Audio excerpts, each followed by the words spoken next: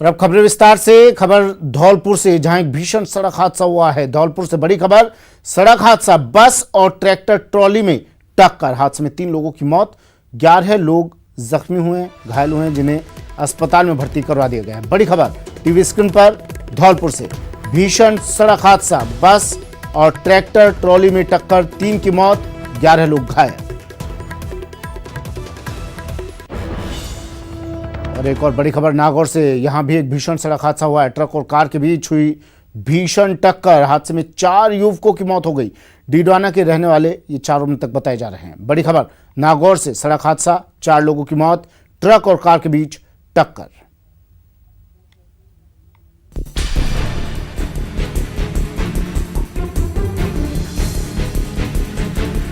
सड़क पर पसरा काल, धौलपुर में पलटी बस, नागौर में कार ट्रक में टक्कर, हादसे में 7 लोगों की मौत। स्क्रीन पर मातम की इन चीखती तस्वीरों में दर्द की वो आह है जो सड़क पर पसरे काल की दुहाई दे रही है। पहली तस्वीर धौलपुर की है, जहां एक बस पलट गई, तो दूसरी तस्वीर नागौर की, जहां कार और ट्रक में भीषण टक्कर हो गई। सबसे पहले बात धौलपुर की, जहां बजरी से भरे ट्रैक्टर ट्रॉली ने यात्रियों से भरी बस को टक्कर मार दी। टक्कर इतनी जबरदस्त थी कि हादसे में बस असंतुलित होकर पलट गई, जिसमें मौके पर ही 3 लोगों की मौत हो गई, जबकि कई लोग घायल हो गए। घायलों में कई बच्चे भी शामिल हैं, जिनका जिला अस्पताल में इलाज जारी है। इतनी स्पीड में ट्रैक्टर चल रहे हैं कि किसी को नहीं देखती है, चाहे उनके सामने कोई भी आ जाए। पहले एक ट्रैक्टर में उन्होंने मारी टक्कर, वो हमें बस में, फिर दूसरा ट्रैक्टर बगल से निकल के नहीं है, उसने भी टक्कर मार दी। एक बस का और एक ट्रैक्टर का एक्सीडेंट हुआ है और सीरियस एक्सीडेंट था, जिसमें 11 घायल हुए हैं और 3 लोगों की भर्ती हो गई है। सभी घायलों को जिला चिकित्सालय में इलाज किया जा रहा है। सर, ये कहाँ के लोग तो कुछ आइडेंटिफाई हो पाए हैं? ये बाड़ी में ठाकुरपाड़ा के लोग हैं। वहीं नागौर में भी रफ्तार का कहर देखने को मिला, जहां तेज रफ्तार कार और ट्रक में जोरदार टक्कर हो गई। हादसे में 4 लोगों की मौके पर ही मौत हो गई। कार और ट्रक की भिड़ंत इतनी जोरदार थी कि कार के परखच्चे उड़ गए। सड़क पर हादसों की इन तस्वीरों पर एक सवाल खड़ा होता है कि आखिर क्यों रफ्तार को लोग रोमांच समझ लेते हैं। न्यूज़ 18 राजस्थान के लिए धौलपुर से राकेश सिंगल और नागौर से महेंद्र बिश्नोई की रिपोर्ट। झालावाड़ जिले के चौमहला कस्बे में देर रात बिजली के तार की चपेट में आने से एक डंपर में आग लग गई। आग इतनी भयानक थी कि देखते ही देखते डंपर धू-धू कर जल उठा।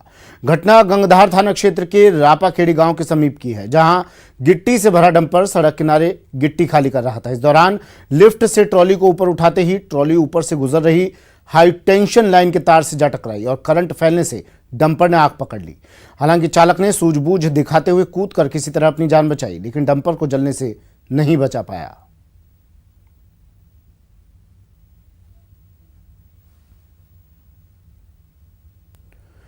और अब बात महाराष्ट्र की सियासत की। महाराष्ट्र के सियासी संग्राम के बीच संविधान दिवस के दिन बीजेपी को सुप्रीम कोर्ट से तगड़ा झटका लगा। इसी का नतीजा यह हुआ कि देवेंद्र फडणवीस को मुख्यमंत्री पद से और अजीत पवार को डिप्टी सीएम पद से इस्तीफा देना पड़ा।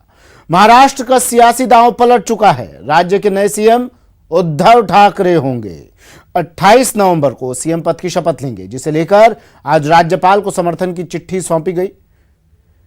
इससे पहले मंगलवार दोपहर बाद देवेंद्र फडणवीस ने सीएम पद से इस्तीफा दे दिया। वो 4 दिन ही सीएम रह पाए। वहीं प्रोटेम स्पीकर कालिदास कोलंबकर आज विधायकों को शपथ दिलवाएंगे। इधर राज्यपाल ने आज सुबह 8 बजे ही विधानसभा सत्र बुलाया है। उद्धव ठाकरे ने एनसीपी प्रमुख शरद पवार और सोनिया गांधी का आभार जताते हुए धन्यवाद किया। उन्होंने कहा कि मेरे हिंदुत्व में झूठ नहीं है। बीजेपी ने हमसे दोस्ती तोड़ी है, लेकिन मैं मोटा भाई से मिलने दिल्ली जाऊंगा।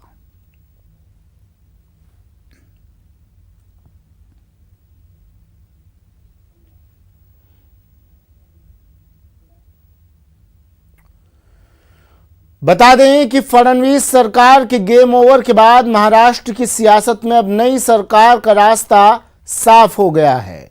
आज नई विधानसभा के सत्र का आगाज होगा, जिसमें शिवसेना कांग्रेस एनसीपी गठबंधन की सरकार अपनी नई पारी की शुरुआत करेगी। देखिए कैसे कुछ घंटे के अंदर ही बदल गई सूबे की सियासत।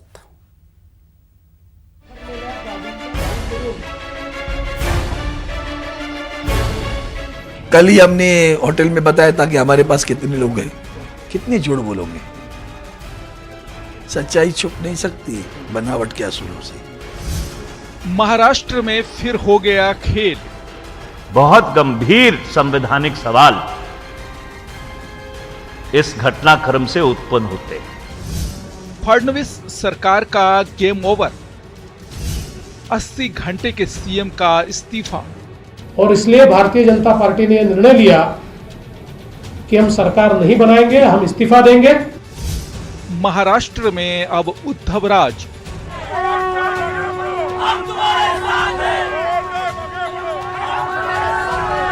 ये भी सही। महाराष्ट्र में शनिवार को शुरू हुआ सत्ता का खेल पहले सुप्रीम अदालत के प्रहार और फिर भतीजे पवार की घर वापसी के साथ खत्म हो गया। श्री अजीत दादा पवार इन्होंने मुझसे मिलकर कहा कि वे इस सरकार में बने नहीं रह सकते और उन्होंने हमको इस्तीफा दिया।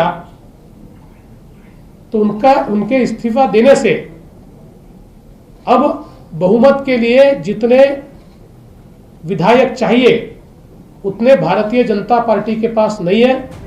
सुप्रीम कोर्ट के फैसले की खबर जैसे ही मुंबई पहुंची, वहां का सत्ता समीकरण तेज गति से बदलने लगा। एक तरफ एनसीपी ने अजित पवार को मनाने की कोशिश और तेज कर दी, तो साथ ही बीजेपी सरकार की उल्टी गिनती शुरू हो गई। दोपहर 2:30 बजे के करीब डिप्टी सीएम अजित पवार ने इस्तीफा दिया, तो फडणवीस सरकार का सपना भी ढहने की कगार पर आ खड़ा हुआ और शाम 4 बजे के करीब सीएम फडणवीस ने इस्तीफे का ऐलान कर दिया। हालांकि इस्तीफा देते वक्त भी फडणवीस का शिवसेना को कोसने का काम जारी रहा, लेकिन महाराष्ट्र में सियासत का फैसला आ चुका था और फडणवीस के हाथ से बाजी निकल चुकी थी।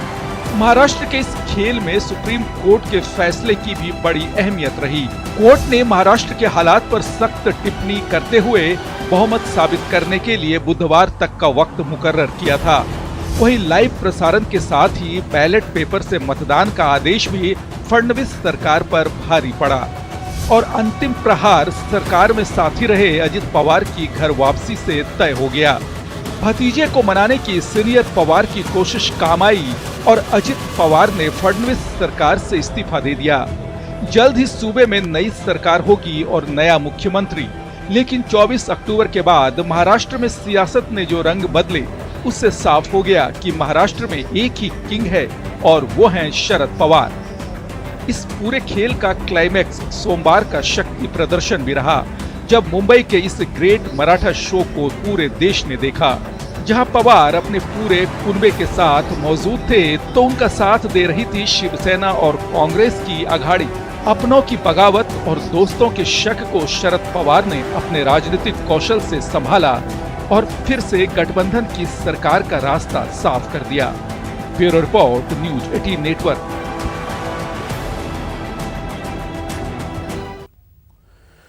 और अब बात शहरी सरकार के रण की, शहर की सरकार की। प्रदेश के 49 निकायों में आज उपमहापौर, उपसभापति और उपाध्यक्ष पद के लिए चुनाव होंगे। राज्य निर्वाचन आयोग ने सभी पर्यवेक्षकों को निष्पक्ष और शांतिपूर्ण चुनाव कराने के निर्देश दिए हैं। मुख्य निर्वाचन अधिकारी श्याम सिंह राजपुरोहित ने बताया कि सभी 49 निकायों में उपमहापौर, उपसभापति और उपाध्यक्ष के चुनाव करवाए जाएंगे। सुबह 10 बजे बोर्ड की बैठक होगी। 11 बजे तक नामांकन दाखिल किए जाएंगे। 11:30 बजे नामांकन पत्रों की जांच होगी। दोपहर 2 बजे तक नामांकन वापस लिए जा सकेंगे। वहीं 2:30 बजे से 5 बजे तक वोटिंग होगी। वोटिंग के तुरंत बाद मतगणना होगी और नतीजे घोषित किए जाएंगे।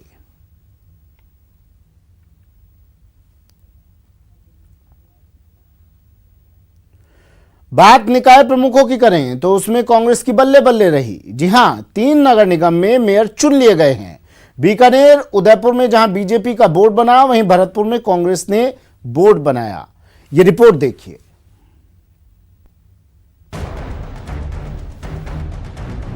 ये 3 तस्वीरें जीत की हैं, शहरी सरकार के नए कप्तान की हैं। मेयर की जंग में मुकाबला बीजेपी जीत गई और कांग्रेस महज एक शहर में सिमट गई। जी हां, बीकानेर, भरतपुर और उदयपुर नगर निगम के चुनाव में पलड़ा बीजेपी का ही भारी रहा।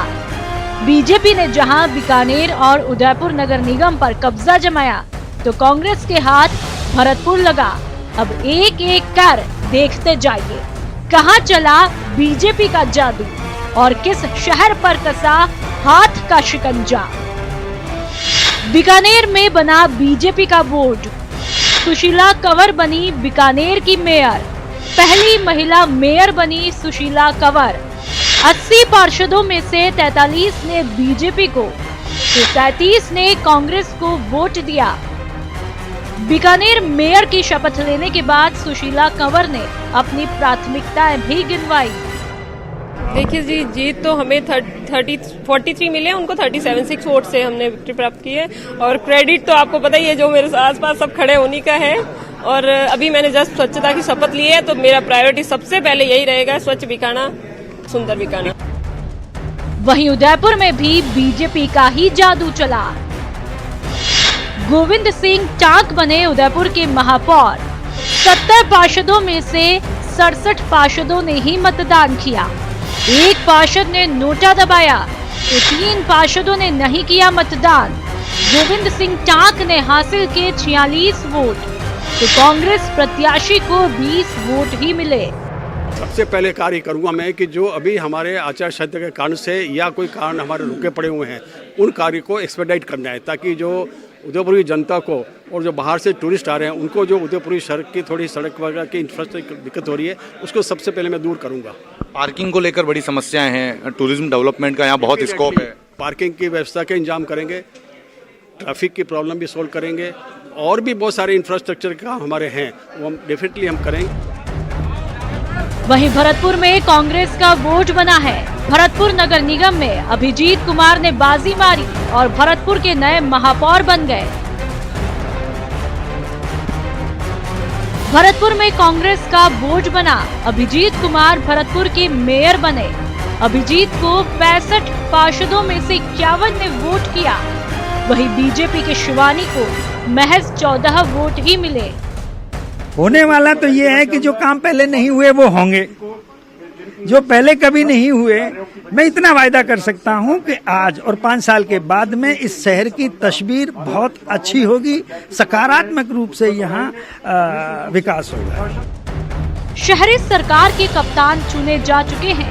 अब जनता को इंतजार है कि जल्द ही विकास कार्यों की रफ्तार जो रुकी हुई थी, फिर से एक बार रफ्तार पकड़ेगी।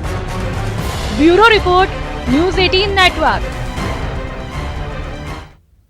बात इम्पैक्ट के सम्मान समारोह की। इम्पैक्ट के 40 अंडर 40 अवार्ड समारोह में न्यूज़ 18 के मैनेजिंग एडिटर अमीश देवगन और न्यूज़ 18 हिंदी क्लस्टर के सीईओ मयंक जैन को सम्मानित किया गया। यह अवार्ड 40 से कम उम्र में ही बड़ी उपलब्धियां हासिल करने वाले इंडस्ट्री लीडर्स को दिया जाता है। मुंबई में एक समारोह में अमीश देवगन को यह सम्मान दिया गया। यह अवार्ड भविष्य की चुनौतियों के लिए बदलाव की स्ट्रेटेजी तैयार करने वाले लीडर्स को दिया जाता है। न्यूज इंडस्ट्री में तेजी से बदलाव हो रहे हैं और युवा लीडर इसका कैसे सफलतापूर्वक मुकाबला करते हैं, इसके आधार पर ये अवार्ड दिए जाते हैं। जितने आइडियाज आपको, इनोवेटिव आइडियाज आपको डाउन द लाइन मिलते हैं, specially the freshers who come from college, who come from services, from IMC, they give you the brilliant ideas. I think those people run the show and time has come जहां पर अपनी ego side पर रखकर हर किसी को ये सोचना चाहिए बोर्डरूम के अंदर बैठकर कि हाँ, तो मेरा सबसे ज्यादा जूनियर कंपेनियन है, मेरा टीममेट है, वो सबसे ब्रिलियंट आइडिया दे सकता है। तो I think that is very very important and very very critical. And we in network 18 thoroughly believe in it. And the people who ask questions on media, I want to answer them. कि media का future क्या होगा? I think media has a very good future.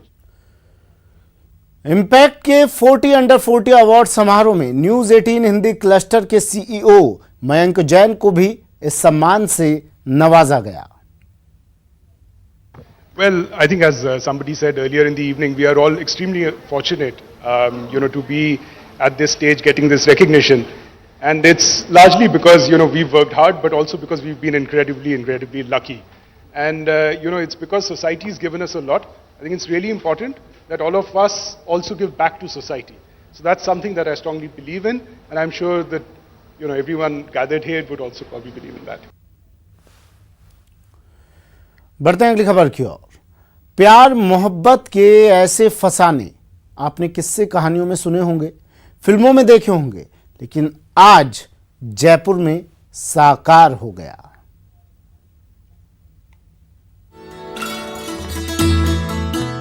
देसी छोरे पर आया विदेशी ma'am का दिल। मोरक्को की सारा ने रितेश के साथ लिए फेरे। 7 समंदर पार मैं तेरे पीछे पीछे आ गई। इश्क को न रास्ता मालूम करना पड़ता है और न नाम पता। यह अपनी राह खुद चुनता है और तमाम मुश्किलों को चीरते हुए अपनी मंजिल पा लेता है। वरना मोरक्को की सारा अपने हमसफर के लिए 7 समंदर का सफर तय कर जयपुर नहीं पहुंचती। लेकिन तमाम दुश्वारियों के बाद मंगलवार को उसे अपनी मंजिल मिल गई। Me and my husband, we was working in travel agency. We met there in Morocco, and in 2016. So we decided to get married. नहीं, अच्छा लगा। बेटी की तरह रखा हमने इसको, बेटी की तरह ही अपनाया है और हर तरह से अच्छी है, हर बात में, बोलने में, करने में, कामकाज में, हर हिंदुस्तान के जैसे ही है। 2016 में सारा और रितेश की मुलाकात मोरक्को की एक ट्रैवल एजेंसी में काम करने के दौरान हुई। जान पहचान दोस्ती में बदली और दोस्ती प्यार में। लेकिन इस राह में कांटे भी कुछ कम न थे। अलग अलग संस्कृतियाँ, लेकिन सारा अपने परिजनों को समझाने में कामयाब रही। तभी दुल्हन की तारीफ करते दुल्हे की जुबान नहीं थक रही। बहुत हेल्पफुल है और मेरे को पसंद करती है, बहुत केयरिंग है, मेरे घर वालों की रिस्पेक्ट करती है, ट्रेडिशन समझती है, हर चीज में 100% परफेक्ट है। ऐसे दौर में जब दुनिया तेजी से बाजार बनती जा रही हो और हर चीज जरूरत के हिसाब से तय हो रही हो, वहाँ ऐसे संबंध इश्क में हमारे यकीन को और पुख्ता करते हैं, दुनिया को देखने का नया नजरिया देते हैं। न्यूज 18 राजस्थान के लिए जयपुर से बाबूलाल धायल की रिपोर्ट। और अब बात एक ऐसी खबर की जिसे देख सुन आप भी गुस्से में भर जाएंगे, क्योंकि मरुधरा की बेटी से ससुराल में ऐसा सितम हुआ है जिसे सोचने मात्र से आप सिहर जाएंगे। शौहर ने दिया ट्रिपल तलाक, फिर ससुराल में गैंगरेप। मरुधरा की बेटी पर ससुराल में सितम। दहेज के लिए ये क्या किया? आपके साथ जोर जबरदस्ती हुई या सिर्फ दुष्कर्म भी किया? दुष्कर्म भी किया है। ये कौन कौन थे आरोपी? मेरे ससुर आंसू और ताऊ ससुर साहब। खून तो आपका भी खौल गया होगा। मरुधरा की बेटी पर हुए सितम को सुन आप भी गुस्से में होंगे और यकीनन ऐसे सितमगर ससुराल को कोस रहे होंगे। चौपान की थाना क्षेत्र की एक विवाहिता ने दर्ज कराया कि उसके पति ने पहले उसको तलाक दे दिया और फिर रात्रि के दौरान उसके ससुर और ससुर के बड़े भाई ने उसके साथ में दुष्कर्म किया। तो इसके क्रम में उन्होंने मुकदमा दर्ज करवाया है। इसके अलावा उन्होंने ये भी अपनी रिपोर्ट में दिया कि उसको दहेज के लिए भी परेशान करते रहे हैं। जी हाँ, मरुधरा की एक बेटी को पहले तो दहेज के लिए प्रताड़ित किया गया, फिर उसके शौहर ने उसे ट्रिपल तलाक दे दिया और उसी रात उसके ससुर और एक अन्य रिश्तेदार ने उसके साथ दुष्कर्म किया। जैसे तैसे 4 साल की बच्ची की इस मां ने अपने घर संदेशा भिजवाया, लेकिन जब उसके पिता और भाई उसे बचाने पहुंचे तो वो भी उसके ससुराल वालों के कहर का शिकार हो गए। 22 तारीख को शाम को 6 बजे दारू पी के आए, खाना खाया, मुझे मारा और 3 तलाक दिया और फिर वो चले गए। फिर मेरे वो ससुर आए 11-12 बजे, एक और है उसके मेरे ताऊ ससुर उसके साथ, वो दोनों दारू पी के आए मेरे रूम में। मेरी लड़की को तो लात दे के बाहर फेंक दिया और मेरे साथ ज़बरदस्ती करने लग गए। और सुबह 5 बजे फिर मैं पापा के पास कॉल किया, पापा के पास कॉल करके मैं पापा को टपुगड़ा बस स्टैंड बुलाया। फिर पापा वहाँ आ गए, मैं जैसे तैसे करके वहाँ पहुँच गई। बच्ची से सब बार बार दहेज की मांग करते रहे, लेकिन जो मांग रहे थे वो हम दे नहीं सके। बच्ची को शाम को तलाक दे दिया, रात में ससुर और एक साथी के साथ रेप किया बच्ची के साथ। बच्ची जैसे तैसे लेकर के किसी की बाई की मदद लेके टपुकड़ा पहुंची। वहाँ से जाके फ़ोन किया, अपने भतीजे को लेकर वहाँ तक पहुँचा। तो फिर मैंने ये सोचा कि बच्चे का घर ख़राब नहीं है, मैं उसको लेके वापस घर पहुँच गया। वहाँ जाके बच्चे के साथ मारपीट की और बंद कर दिया कमरे में। मैं और मेरे भतीजे को बंदी बना लिया और बहुत मारपीट की। फिलहाल मामला भिवाड़ी महिला पुलिस थाने पहुंच गया है। पुलिस आरोपियों की तलाश में छापेमारी कर रही है। अब सवाल है कि आखिर मरुधरा की बेटी को इंसाफ कब मिलेगा? दहेज के नाम पर बेटियों से अत्याचार कब थमेगा? और आखिर बेटियों को लेकर लोगों की सोच कब बदलेगी? अलवर से न्यूज़ 18 के लिए राजेंद्र शर्मा की रिपोर्ट। अगर आपके पास कार या जीप या कोई और 4 पहिया या बड़ा वाहन है तो 1 दिसंबर से पहले इस पर फास्टैग लगा लीजिए, नहीं तो टोल नाके पर आपको दोगुनी रकम चुकानी पड़ेगी। क्या है ये फास्टैग और ये आपको कहां से मिलेगा, इसकी जानकारी के लिए देखिए ये खास रिपोर्ट।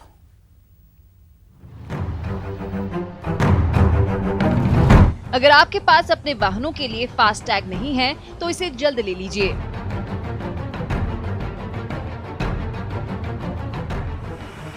क्योंकि नेशनल हाईवे से गुजरने वाली हर गाड़ी पर 1 दिसंबर से फास्टैग लगवाना अनिवार्य हो जाएगा। सरकार देश भर के सभी नेशनल हाईवे पर फास्टैग की सुविधा लागू करने जा रही है, जिससे टोल प्लाजा पर टोल टैक्स देने के लिए नहीं रुकना पड़ेगा। फास्टैग तकनीक के जरिए टोल पेमेंट ली जाएगी, लेकिन बिना टैग वाहन ले जाने पर दोगुना शुल्क चुकाना होगा। यानी फास्टैग के बिना अगर कोई भी वाहन फास्टैग लेन में प्रवेश करती है तो उसे दोगुना टोल टैक्स देना पड़ सकता है। मतलब गाड़ी पर फास्टैग नहीं लगा होगा तो 1 दिसंबर से आपकी मुश्किलें बढ़ सकती हैं। ऐसे में कभी कभार नेशनल हाईवे से गुजरने वाले वाहन चालकों को नुकसान उठाना पड़ेगा। वैसे नई गाड़ियों में तो ऑटो कंपनियों की ओर से इसकी सुविधा लगा कर दी जा रही है, लेकिन पुराने वाहनों को फास्टैग मुहैया कराने के लिए सरकार ने 23 बैंकों से अनुबंध किया है। इसे अमेज़न और पेटीएम से भी खरीदा जा सकेगा। इसे माई फास्टैग ऐप की मदद से बैंक अकाउंट से लिंक किया जा सकेगा। फास्टैग वाले ग्राहकों को टोल पेमेंट करने पर 2.5% कैशबैक भी मिलेगा। इस कार्ड को साथ रखने की जरूरत नहीं होगी, क्योंकि माई फास्टैग ऐप में ही कार्ड का विकल्प होगा। वैसे ये सिस्टम अगर अच्छे से चला तो टोल बूथों पर कर्मचारियों की जरूरत नहीं होगी और न ही टोल को लेकर किसी तरह की हिंसा देखने को मिलेगी। Bureau report, news 18 network. चलिए बुलेटिन में फिलहाल इतना ही, दीजिए इजाजत, नमस्कार।